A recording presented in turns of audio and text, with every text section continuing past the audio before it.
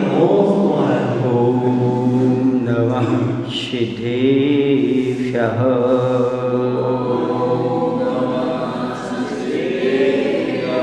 ॐ नमः सिद्धेभ्यः।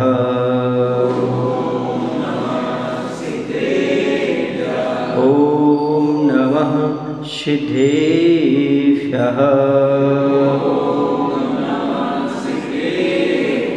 कौनमुक्कारम् अर्हन्ताडमतहे विषेधाडम् आर्यवज्रायाडं लोयं ये सौवशाहूढं लोयं ये सौवशाहूढं। बोलिए अहिंसा परमो धर्म की। देवादिदेव श्री महावीर भगवान की, आचार्य कुंद महाराज की, आचार्य गुरुदेव भगवान श्री विद्यासागर जी महाराज की।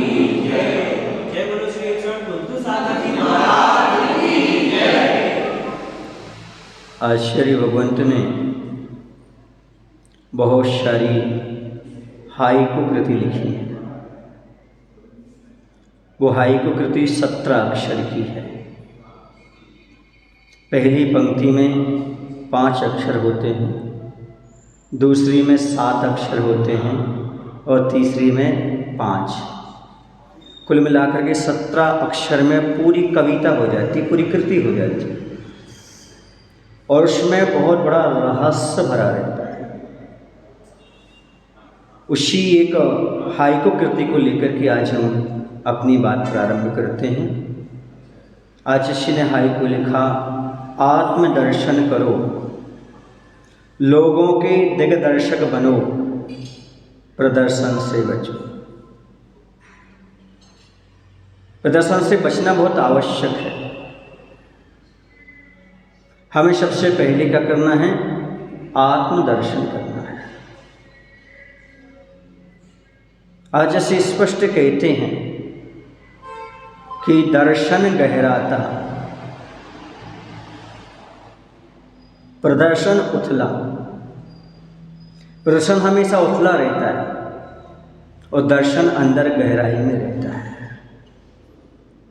दूसरों का दिग्दर्शन वही कर सकता है जो प्रदर्शन ना करके दर्शन करता।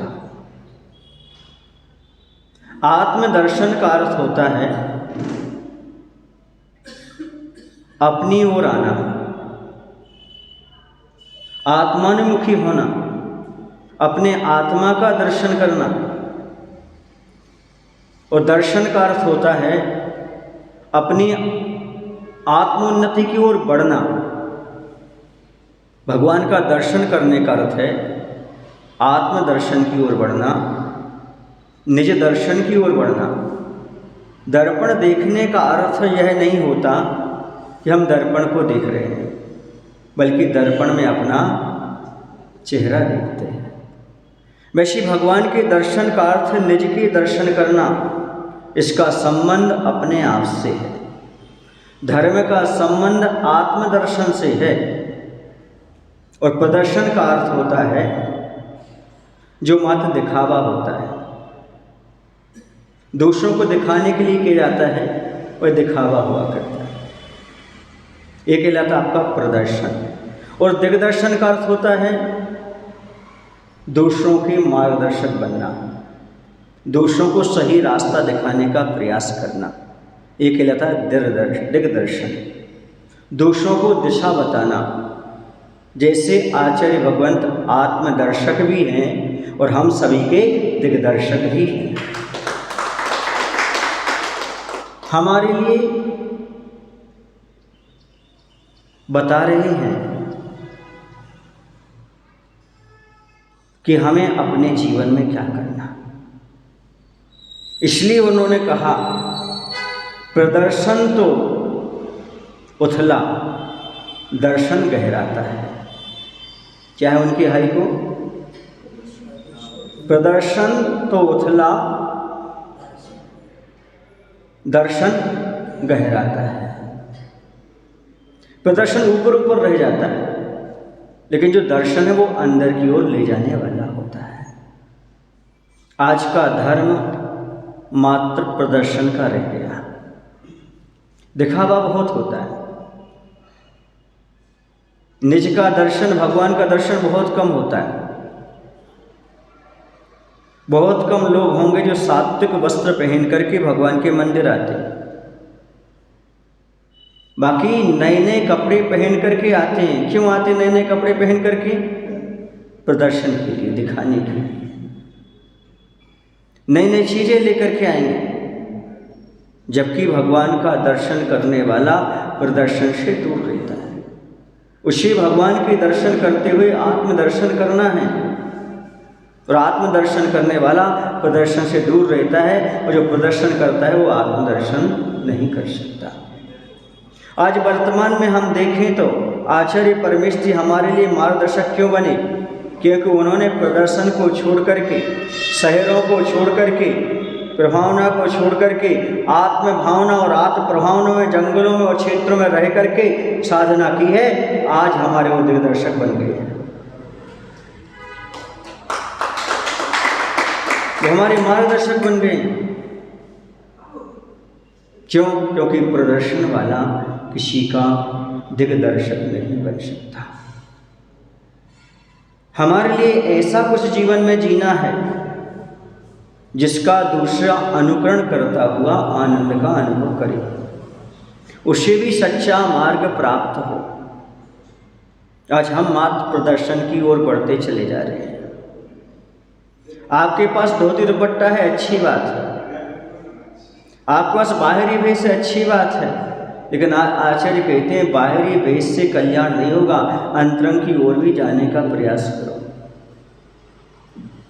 बाहर से क्या होगा? आप बाहर से श्रावक बन गए, बाहर से साधु बन गए, उससे कुछ नहीं होगा।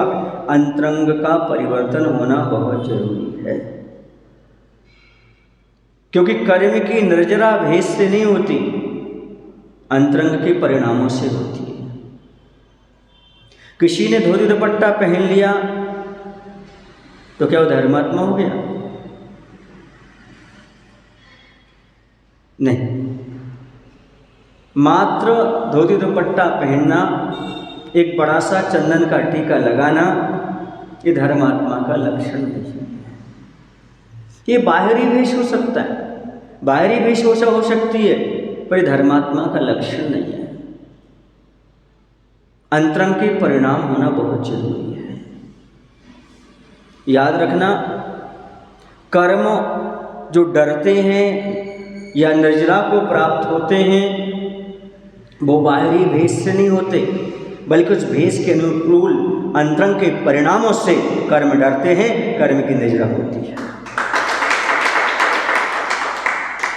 जो हमने बाहर से भेष अपनाया है उसके अनुरूप ही हमारे अंतरंग के परिणाम होना चाहिए। एक बार की बात है, आपको एक एग्जाम्पल दे रहा हूँ, हो सकता है आपको बात समझ में आ जाए। एक सेठ जी थे, वो जंगल की सैर करने के लिए जाया करते थे। उन्हें जंगल में घूमना, पशु पक्षियों को देखना उन्हें बड़ा अच्छा लगता था। शिकार नहीं करते थे, लेकिन अपनी सुरक्षा के लिए बंदूक जरूर रख करके चलते थे। कहते ना महाराज, हम शस्त्र किसी को मारने नहीं रखते, आत्मरक्षा के लिए रखते हैं। आत्मरक्षा के लिए वह रोज अपने ड्राइवर के साथ जाते, कार में बैठ करके और लौट करके आ जाते थे। एक दिन क्या हुआ, वह कार में बैठ करके ड्राइवर के साथ चले। इतने दिनों से कभी भी शेर का आमना सामना नहीं हुआ था। शेर दूर से दिखाई तो दिया था, पर कोई गाड़ी के सामने नहीं आया था। परीक्षा की घड़ी होती है, परीक्षा सबके जीवन में आती है, परीक्षा तो देनी है। सामने से शेर आ गया, तत्काल उन्होंने कहा ड्राइवर से, बंदूक कहाँ है? बोले आज बंदूक तो हम घर भूल करके आ गए, बंदूक तो हम घर भूल करके आ गए हैं। सेठ जी लाइसेंस निकालो। ड्राइवर ने क्या कहा, सेठ जी लाइसेंस निकालूं। सेठ जी ने अपना माथा ठोक लिया, भैया ड्राइवर, शेर पढ़ा लिखा नहीं है, शेर को लाइसेंस की जरूरत नहीं पड़ती। शेर लाइसेंस नहीं समझता, उसे तो कागज है, कागज नजर आते हैं। शेर किससे डरता है बोलो? बंदूक दिखाने से नहीं डरता, फायर करने से, आवाज से। अब क्या होगा? अब क्या करें, अब क्या करें, अब क्या करें, अब क्या करें? जो करेगा शेर करेगा, हम क्या करेंगे? अब शेर के सामने आने वाले व्यक्ति के पास बंदूक नहीं है तो आदमी क्या करेगा? कुछ नहीं करेगा। कौन करेगा बोलो ना? शेर करेगा। ये कहानी तो यहीं तक समाप्त हो जाती है। अब आगे क्या हुआ आप समझ गए होंगे, लेकिन ये बात हमें समझना है अपने जीवन में। जैसे शेर लाइसेंस को नहीं समझता, ये सरकार की व्यवस्थाएं हैं, वैसे से कागज और पर्चा समझता है, ऐसे कर्म रूपी शेर आपके धोती दुपट्टा को, तिलक को लाइसेंस समझता है। अंदर का भाव बंदूक हो तो डरता है।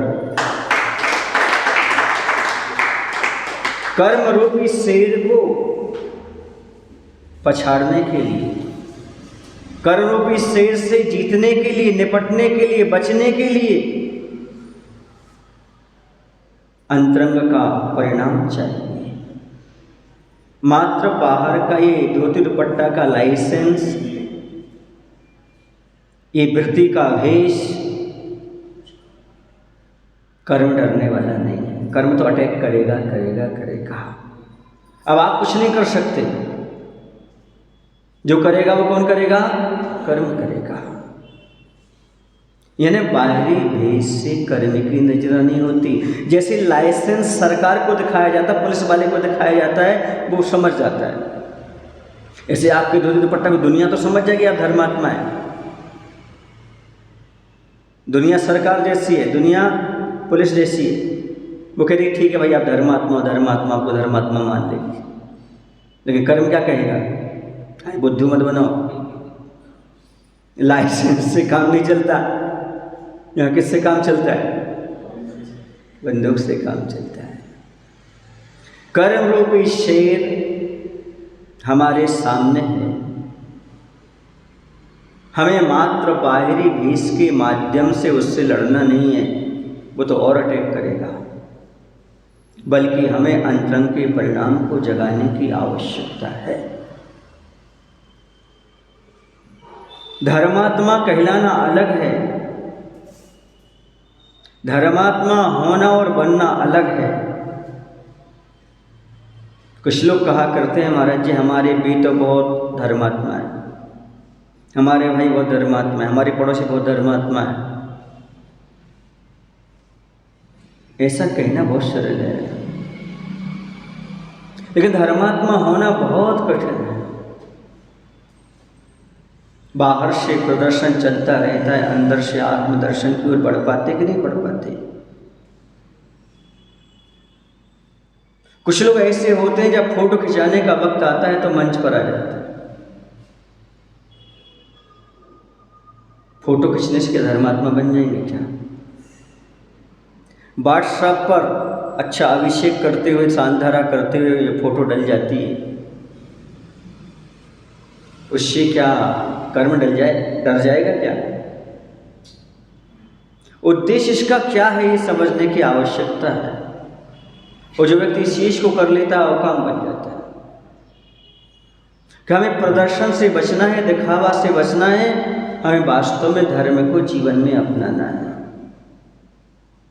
धर्म कोई कपड़ा नहीं है जिसे हम बाहर से ओढ़ लें। धर्म तो वो अमृत है जिसका पान किया जाता है, आत्मसात किया जाता है।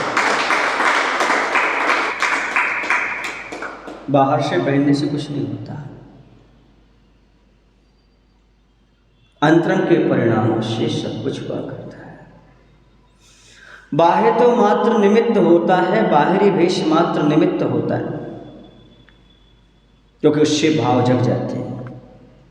जैसे बाहरी परिवेश देखते हैं वैसा निमित्त मिलता है तो भाव में निर्मलता आती चली जाती है। मैं ये नहीं कह रहा हूँ कि धोती दुपट्टा और बाहरी भेष बेकार है, बल्कि ये कह रहा हूँ उस भेष के अनुसार यदि भाव है तो आपका द्रव्य 1000 गुना हो जाता है।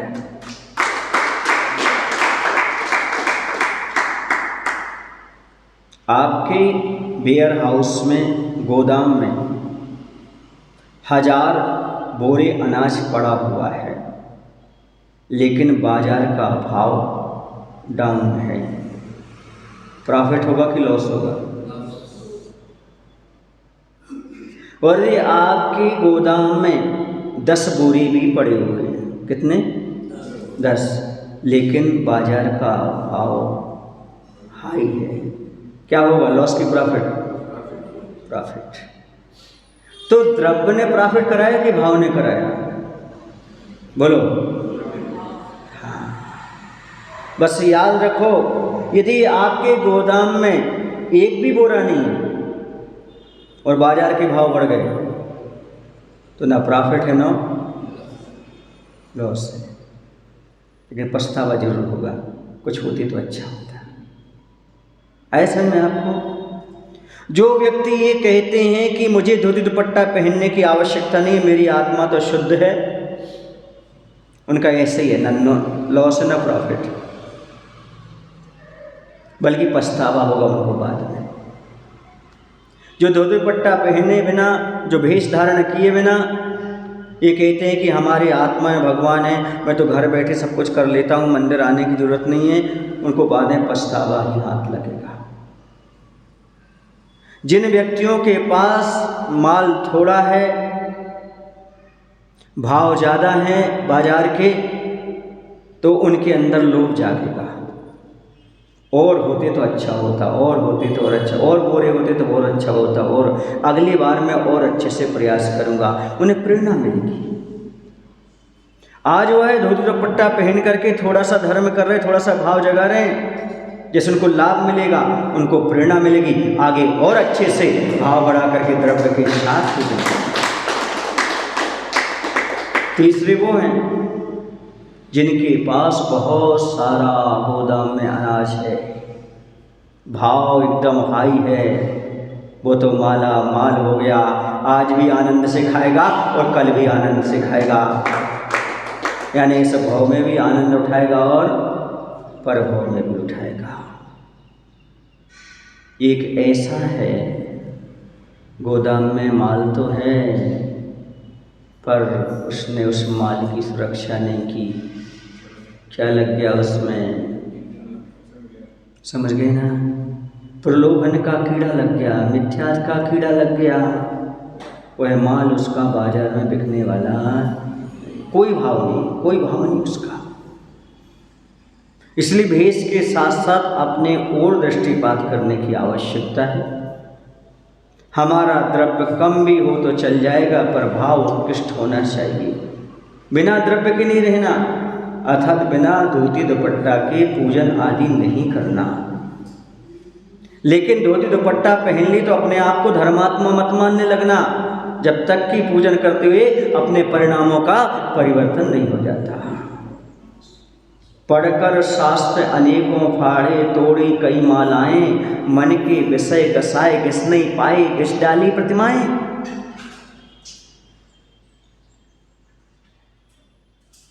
कुछ लोग वर्षों से मंदिर आ रहे हैं, लेकिन उनकी कसाएं ज्यों की त्यों मौजूद हैं, उनके राग देश ज्यों की त्यों मौजूद हैं। उनके लिए कहा जा रहा है पढ़कर शास्त्र अनेकों फाड़े। स्वाध्याय तो बहुत किया, पर कभी भी मुनि के प्रति नमस्कार करने की इच्छा नहीं जाती, कभी संयम लेने की इच्छा नहीं हुई, कभी राग देश को खत्म करने की इच्छा नहीं हुई, कभी अभक्ष का त्याग करने की भावना नहीं हुई। ऐसे लोगों से कहा जा रहा है पढ़कर शास्त्र अनेकों फाड़े। यदि आपने शास्त्र पढ़ ली और कसाएं कम नहीं होती, पाप कम नहीं होते, मन की मलिनता समाप्त नहीं होती, तो शास्त्र स्वाध्याय का कोई फल नहीं, कोई फल नहीं। जैसे दही के मंथन का उद्देश्य होता है नवनीत पाना, नवनीत समझते हो, मक्खन। जैसे दही के मंथन का उद्देश्य होता है नवनीत पाना, जैसे सागर के मंथन का उद्देश्य रत्न पाना, वैसे ही स्वाध्याय के मंथन का अर्थ है कषायों का त्याग करना, कषायों का त्याग करना। राग द्वेष कषाय हमारी कितनी कम हुई है, ये शास्त्र स्वाध्याय करते हुए समझ में आना चाहिए हमारे परिणाम कितने निर्मल हुए हैं। हम आजकल इतने पड़ जाते हैं कि मंदिर में हथ बार पर लड़ जाते हैं। वह पढ़ाई उस काम की नहीं जो लड़ाई कराए, राग द्वेष पैदा करे। अरे ज्ञान तो वो है जो राग द्वेष को समाप्त कराते हैं। वह पानी किस काम का जो कचरा फैलाए, पानी तो वो काम का है जो कचरे को साफ करते हैं।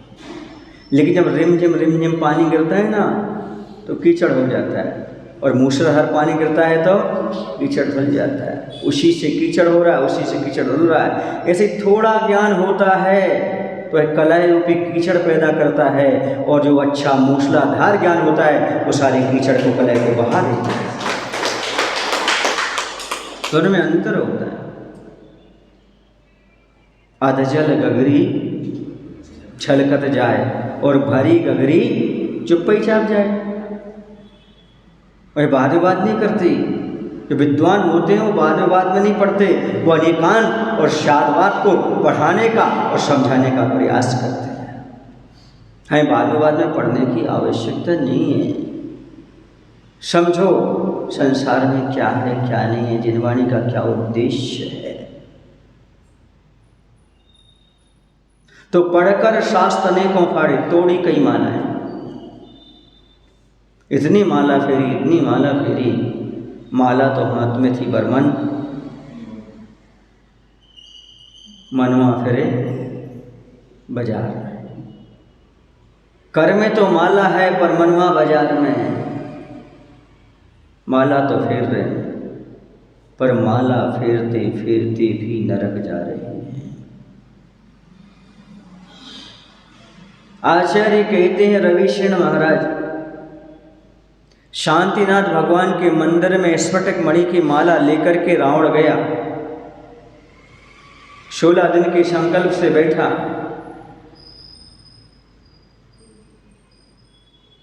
लेकिन उद्देश्य क्या है? सीता को पाना और रामचंद्र जी का मरण। बहुरूपी विद्या सीखूंगा, युद्ध लड़ूंगा, राम की सेना को नष्ट करूंगा और सीता को अपना बना लूंगा। माला फेर रहा है लेकिन उद्देश्य क्या है? गलत है। भेष तो धर्मात्मा का लग रहा है, भेष तो जप करने वाले का लग रहा है, लेकिन अंतरंग में परिणाम क्या लग रहा है? दूसरे की वस्तु को अपना बनाने का। पाप का भाव चल रहा है अंतरंग में। कहाँ गया रावण? कहाँ गया माला फेरने के बाद भी? बोलो, नरक गया। आचार्य रविशेन महाराज पद्म पुराण ग्रंथ के अंतर्गत बोलते हैं, यदि रावण दिगंबर मुद्रा के साथ इतनी एकाग्रता के साथ माला फेरता, ध्यान करता, तो उसे केवल ज्ञान की प्राप्ति हो जाती। बस यही दशा कहीं हमारी तो नहीं चल रही। हमें देखने की आवश्यकता है। हम भगवान की भक्ति तो करते हैं, माला तो फिरते हैं, स्वाध्याय तो करते हैं, लेकिन कहीं दूसरी का हिरास करने का भाव तो नहीं आ रहा है। कहीं किसी को नीचे दिखाने का भाव तो नहीं है हमारे अंदर। हम स्वाध्याय करके सबको नीचे दिखाएंगे, बताएंगे तुम लोगों को कुछ ज्ञान नहीं है, मेरे पास ऐसा है। और क्या, महाराज तो बन गए, तत्व ज्ञान है नहीं, तो ऐसा कहने के लिए स्वाध्याय कर रहे हो क्या? तत्व ज्ञान है नहीं और महाराज बन गए, तो मैं पूछना चाहता हूँ, आपके पास तत्व ज्ञान इसलिए महाराज नहीं बने क्या? मैं तो आज तक ग्रंथ में यही पढ़ा था, तत्वज्ञानी होकर के मुनि महाराज बन जाते हैं। आप नहीं बने, आपका कोई आगम नया है क्या? कि आपको तत्व ज्ञान इसलिए महाराज नहीं बने, और जो बन गए उनको तत्व ज्ञान नहीं है क्या कहना चाहिए? ऐसी मनोदशा वाले पढ़कर शास्त्र नूर उखाड़े, तोड़ी कई मालाएं, मन के विषय कसाए घिस नहीं पाए, घिस डाली तुम्हारे। अभिषेक भी खूब किया आपने महाराज, हम 80 साल से अभिषेक कर रहे हैं महाराज, हम 50 साल से अभिषेक कर रहे हैं, लेकिन यदि किसी से गलती हो जाए मंदिर में नहीं छोड़ते हैं, तत्काल टोकते हैं और तत्काल बुरा भला शुरू कर देते हैं। हमें सहन नहीं होता महाराज। ये विषय कषय कहाँ किसी आपकी प्रतिमाएं तो किसकी, अंदर के परिणाम में सुधार आया कि नहीं आया? उद्देश्य भूल गए हम। प्रदर्शन तो करते रहे, क्रियाएं तो करते रहे, लेकिन आत्मदर्शन किया कि नहीं किया हमने? किसी के दिव्य दर्शक बने कि नहीं बने? कई लोग आकर के कहते हैं महाराज मैं धर्मात्मा तो बनूंगा पर इन जैसा नहीं बनूंगा, जो 50 साल से कर रहे हैं। क्यों नहीं बनूंगा? क्योंकि आप प्रदर्शन करते रहे, आपने आत्मदर्शन नहीं किया, इसलिए किसी की मार्गदर्शक नहीं बन पाया। मार्गदर्शक बनने के लिए प्रदर्शन को छोड़ करके आत्मदर्शन की ओर बढ़ना होगा। बाहर की क्रियाओं से हमें संकेत लेना है। बाहर की क्रियाएं तो हम कर रहे हैं, लेकिन बाहर की क्रिया करते हुए इसका उद्देश्य क्या है, क्यों करना चाहिए, ये हमारे मानस पटल पर आना चाहिए। यदि हम भोजन करते हैं तो भूख मिटाने के लिए करते हैं, हम पानी पीते हैं तो हम पूजन करते हैं, तो हमारा कुछ ना कुछ तो उद्देश्य होना चाहिए, वरना क्या मतलब इसका? मैं आपसे पूछना चाहता हूं कि आप भोजन करते हो तो आपको कितने घंटे भूख नहीं सताती? 4 घंटे के लगभग, ठीक है ना? 4 घंटे तक भूख नहीं सताती, पक्का भूख मिट जाती है। चलिएगा, अब भगवान की पूजन करने के बाद आपको कितने घंटे पाप में मन नहीं लगता?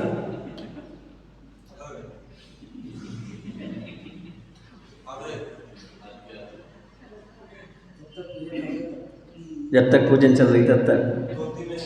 फिर उद्देश्य कहाँ सिद्ध हुआ आपका? जब तक भोजन कर रहे हो तब तक भूख ना लगे, ये पशुओं की प्रवृत्ति है। मनुष्यों को तो 4 घंटे भूख नहीं लगती। ऐसे ही मात्र पूजन करते समय आपके पाप में भाव नहीं लग रहे, ये समझ लेना अज्ञानी की दशा है। और यदि पूजन के बाद भी आपके 4-5 घंटे पाप में मन ना लगे तो समझना ये ज्ञानी और सम्यक दृष्टि की प्रवृत्ति है। समझना है हमें कर रहे हैं, करने का उद्देश्य भी समझना है। मात्र शास्त्र पढ़ना महत्वपूर्ण नहीं है, मात्र माला फेरना महत्वपूर्ण नहीं है, मात्र अभिषेक करना, पूजन करना महत्वपूर्ण नहीं है। इनके पीछे छिपे हुए उद्देश्य को जानना जरूरी है। ये जो कुछ कर रहे हैं इसके पीछे उद्देश्य क्या होना चाहिए हमारा? लोगों की एक धारणा बन चुकी है, जो जितने अधिक मंदिर से जुड़े हैं वो उतने अधिक कसाई बनते जा रहे हैं। ये धारणा क्यों बन जाती है? इसलिए बन जाती है क्योंकि हम क्रियाएं तो करते हैं, क्रियाओं के उद्देश्य को नहीं समझते। और कहीं कहीं मैंने ऐसा देखा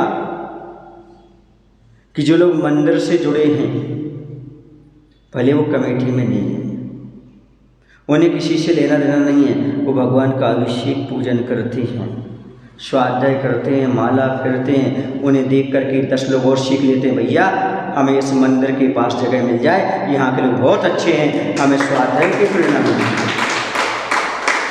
हमें पूजन की प्रेरणा मिलती है इन लोगों से। ये है आत्मदर्शन और दूसरे की दिग्दर्शन बनना। प्रदर्शन वालों से हमें बचना है, प्रदर्शन स्वयं भी नहीं करना, प्रदर्शन वालों से बचना है।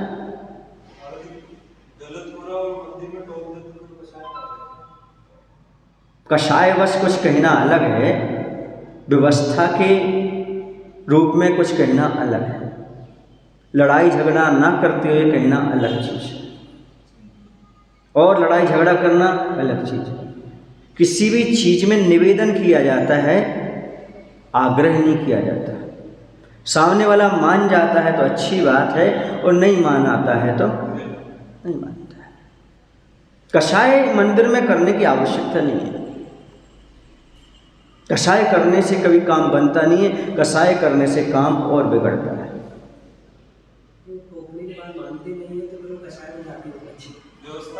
सुनिए सुनिए सुनिए, अब टोका सो टोका, अब नहीं टोक्यो।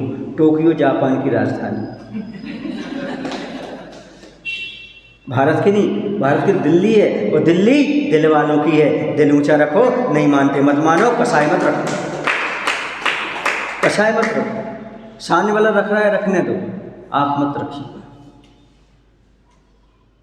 तभी आप अपने जीवन में कुछ उपलब्धि कर सकते हैं। सामने वाले की कसाई का हमारे पास जिम्मा नहीं है, हमारी कसाई का हमारे पास जिम्मा है। हम दूसरे को कषाय उत्पन्न करने के लिए कोई बात नहीं कह रहे हैं। यदि वो कषाय कर रहा है तो इसकी परिणति, जैसे मैं उपदेश दे रहा हूँ, अब कोई इसका कानत ले तो क्या कर सकता हूँ। एक बार उपदेश दिया, भैया इक्का को समझो, एक आत्मा के बिना कल्याण नहीं होगा। दूसरा उपदेश दिया, दुक्का को समझो, दो के बिना कल्याण नहीं होगा, जीव और पुद्गल के भेद को समझो। तीसरे दिन उपदेश दिया, तिकड़ी को समझो, सम्यक सम्यक सम्यक, इसके बिना काम नहीं चलेगा। पहले दिन एक जुआरी आया, उसने सुन लिया महाराज ने इक्का पर जोर दिया है, वो इक्का लगाया आया। क्या लगा के आ गया? इक्का। उसकी लॉटरी खुल गई। दूसरे फिर प्रवचन में आया, महाराज ने दो पर बात की, उसे दुग्गी लगाई, लॉटरी फंस गई। तीसरे दिन आया, महाराज ने 3 पर बात की, लॉटरी से माला माल हो गया। बोले महाराज आपके प्रवचन तो कल्याण कर दिया, आपके प्रवचन ने तो कल्याण कर दिया। मैंने कहा क्या कर दिया? बोले मुझे तो माला माल कर दिया। हमने कहा ये कौन सा नियम ले लिया? नियम नहीं महाराज जी, आपने इक्का बोला इक्का लगाया, दुआ बोला दुआ लगाया, दिया तीन बोला, मेरे पास तो लाखों रुपयों की लॉटरी खुल गई। अब बोलिए मैंने क्या जुआ खिलाने के लिए उपदेश दिया था? मैंने उपदेश दिया था ताकि आप सही रास्ते पर आओ। इसमें उपदेश देने वाले का दोष नहीं है। ऐसी हम कोई अच्छी बात सामने वाले को बताते हैं और उसको अर्थ का अनर्थ लेता है, ये उसकी परिणति है, उसमें हमारा क्या दोष है? हमें मात्र समझना है, हम दिखावा ना करें, प्रदर्शन ना करें, हम अधिकारी बनकर के बात ना करें, दोस्त बनकर के समझाएं। मैं हमेशा कहता हूँ और आज भी कह देता हूँ, मंदिर आना हो तो भिखारी बनकर नहीं, पुजारी बनकर आना।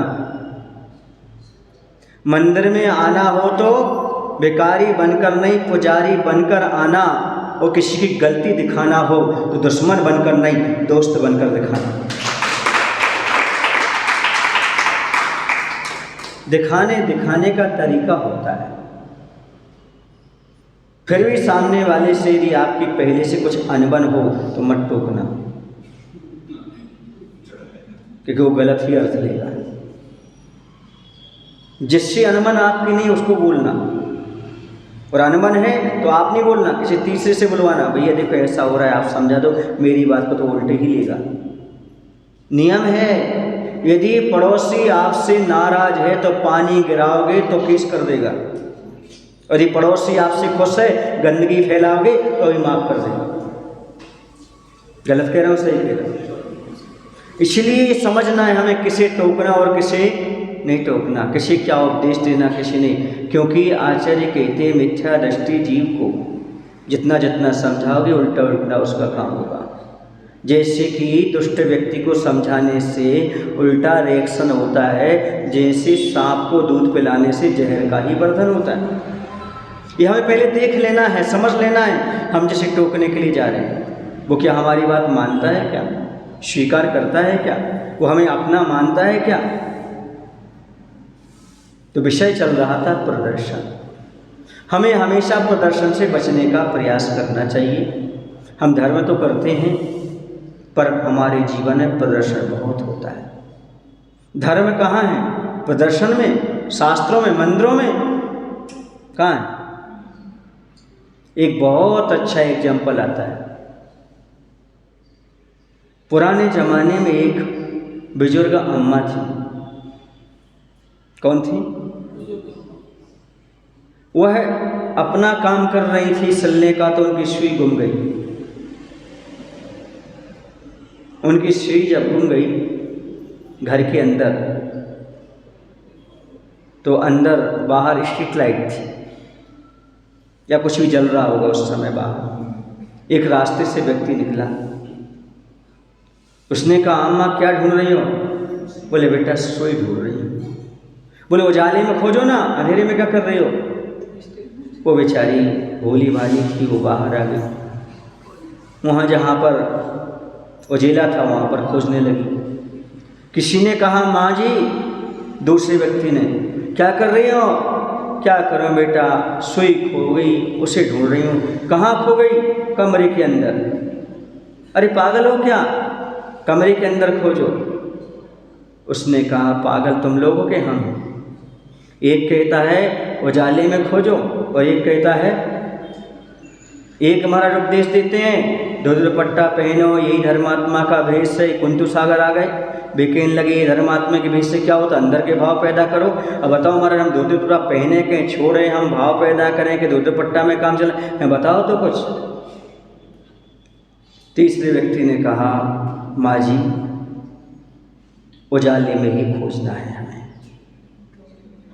लेकिन जहां पर सुई गिरी है वहां पर उजाला ले जाओ, वहां पर खोजो, आपका काम बन जाएगा। मंदिर धोती दुपट्टा ये उजाला है, लेकिन सुई यहां नहीं खोई। मंदिर में सुई धोती दुपट्टा में नहीं खोई। आत्मा तो अपने अंदर है, उसे अंदर खोजने का प्रयास करो, तभी आपका काम बनेगा। बिना प्रकाश के सुई नहीं मिलेगी, लेकिन हर जगह नहीं मिलेगी। जहां खोई है वहां मिलेगी, लेकिन प्रकाश के बिना नहीं। ऐसी आत्मदर्शन तो हमें होना है, लेकिन बिना प्रकाश। माने कल कहा था हमने, हमारे प्रकाशक कौन है? मार्ग प्रकाशक, मार्ग प्रकाशक अहंत भगवान, मार्ग व्यवस्थापक जन्मानी माता और मार्ग प्रदर्शक गुरु महाराज। इन तीनों को उजाले में आ जाओ, आपकी खोई हुई आत्मा प्राप्त हो जाएगी, आपको धन प्राप्त हो। लेकिन जैसे बने वैसे प्रदर्शन से बचने का प्रयास करो। दर्शन में उपसर्ग जुड़ गया, पर उपसर्ग जुड़ गया। उपसर्ग खतरनाक होता है। आज वर्तमान शब्द उपसर्ग है, दर्शन की जगह पर उपसर्ग जोड़ गया तो क्या बन गया? वो प्रदर्शन। अब दर्शन के आने आत्मा जोड़ दो तो क्या हो जाएगा? आत्मा दर्शन हो जाएगा, आपका काम बन जाएगा। प्रा को अलग कर दो, पर को अलग कर दो, क्या जोड़ना है?